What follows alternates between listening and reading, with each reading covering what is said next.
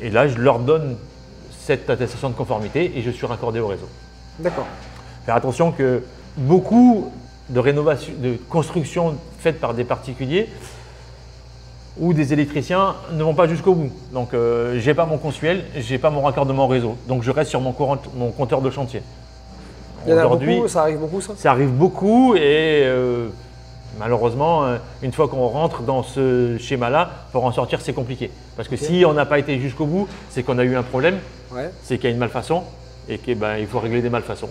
Et souvent, on baisse les bras, on laisse traîner et au bout de 3 ans, vous avez un petit courrier d'Enedis en disant attention, on va vous couper le courant. Futur entier, salut à toi, je te souhaite la bienvenue dans cette nouvelle vidéo avec Mika. Bonjour. Sur le sujet de l'électricité.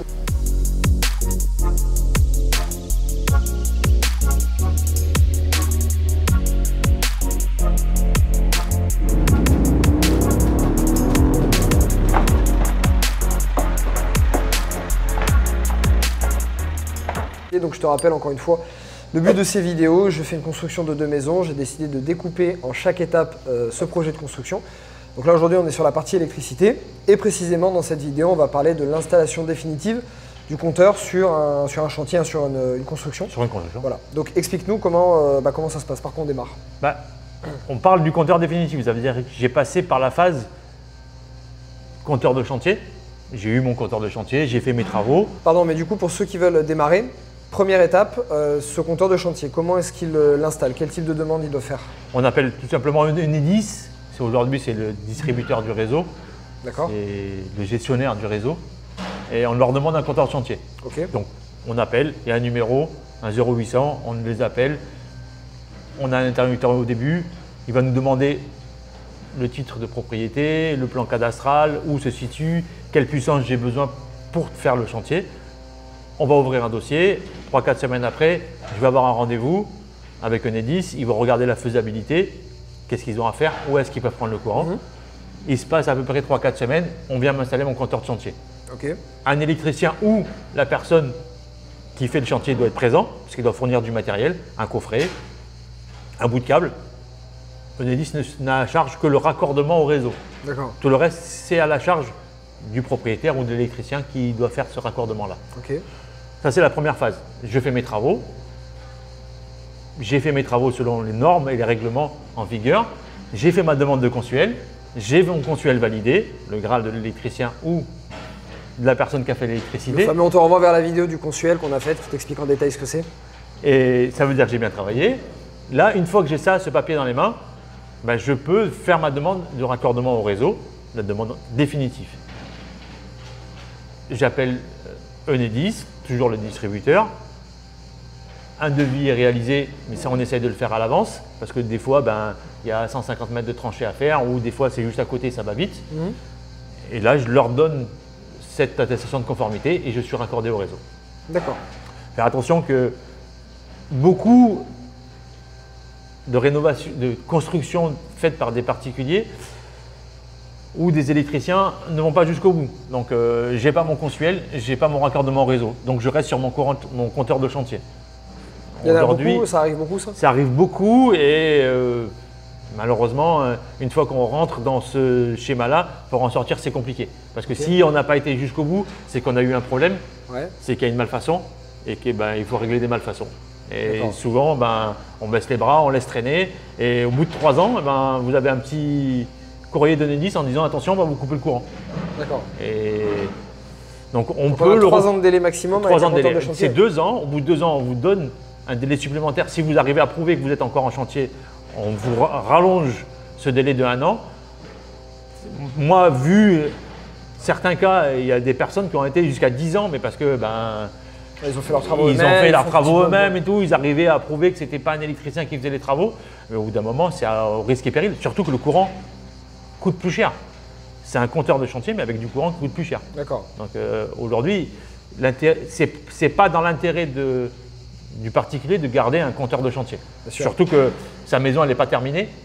Et si demain matin, on doit remettre à la vente cette maison, elle n'a pas de conformité électrique, donc elle n'est pas invendable. Tu as déjà eu des cas où des particuliers sont passés par des professionnels, des électriciens, qui ont dit qu'ils avaient terminé le chantier et qui en fait avaient laissé le compteur de chantier? C'est déjà arrivé. C'est déjà arrivé. ils ont laissé un compteur de chantier. Le propriétaire a reçu un courrier en disant vous êtes raccordé sur un compteur de chantier.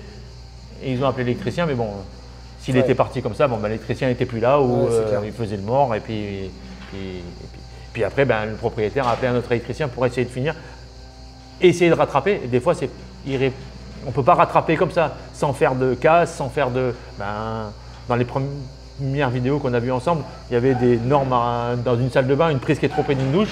Si elle est trop près, elle est trop près. Donc ben, il faut recasser le carrelage, il faut déplacer la prise, il faut… Voilà. Les sections de fils qui ne sont pas les bons, parce qu'il faut faire attention quand on tire des fils, les sections de fils qui ne sont pas les bons. Après, comment on les repasse, est-ce qu'il faut rechanger?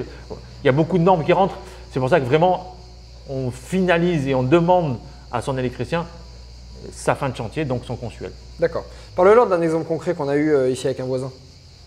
Oui, bon, notre voisin, il a fait son installation électrique, il a fait faire son installation électrique par un électricien et qui lui est parti et au bout de 10 ans, ben, il se retrouvait sans conformité. Okay. Donc il a réussi à faire traîner et un jour, ben, est-ce que c'est une chance ou pas, je ne sais pas, il nous a chopé sur la route en montant dans le chemin et il nous a dit ben, je suis embêté, je veux vendre ma maison et j'ai pas de conformité. Bon, on a fait un audit de son installation électrique et on lui a amené à la conformité, on a fait repasser consuel et maintenant il a la conformité, il est raccordé au réseau. Ça lui a pris 10 ans mais voilà, ça a été un peu chaotique. Et voilà. Ok. Est-ce que tu aurais d'autres conseils à leur donner à quelqu'un qui soit fait son électricité lui-même dans une construction, soit quelqu'un qui passe par un pro? Si on le fait soi-même, prendre beaucoup de conseils. Une fois que c'est fini, c'est fini. On peut recommencer une installation électrique, mais une fois qu'on a fini son installation électrique et qu'on a la vérification qui passe, c'est trop tard. Sur des gros chantiers, on aime bien faire des demandes et des renseignements, essayer de se renseigner sur la norme MC 1500 et de faire des prévisites. Des fois, ça coûte une petite somme, mais on fait une prévisite et on fait un contrôle de son installation électrique. On fait un audit avant le contrôle de l'installation électrique. D'accord. Quand on passe par un professionnel, en principe, il est censé savoir connaître ses normes. Mais si on a un doute, on peut faire venir de l'extérieur une personne pour faire un audit de l'installation électrique en train d'être réalisée. D'accord. Ça existe. Ok, très bien Mika. Eh ben, merci beaucoup. Merci pour eux, je pense que c'était très clair. J'espère que ça t'a plu. Donc Futur Rentier, tu retrouveras dans la description beaucoup de choses, des heures gratuites de conseils de ma part sur mes investissements immobiliers, le détail, les erreurs que j'ai faites. Donc j'ai démarré par un studio, j'ai acheté des immeubles, j'ai acheté beaucoup de choses, donc tu regarderas, ça t'intéressera à mon avis.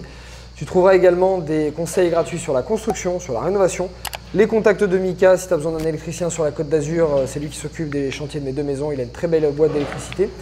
Et puis c'est déjà pas mal. On se retrouve pour la 4e vidéo, on a encore un autre sujet très sympa. Avec plaisir, à te donner. merci. Passe une bonne journée et à tout à l'heure.